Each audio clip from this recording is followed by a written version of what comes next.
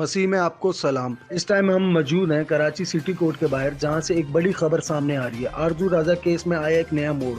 दरिंदा मुलजिम अजहर अली और इसके साथियों को आज सिटी कोर्ट में सेशन जज ने जमानत का फैसला सुना दिया। बिलाखिर आरजू राजा केस के मरकजी मुलजिम अजहर अली समेत दीगर मुलजिमान की जमानत मंजूर कर ली गई है।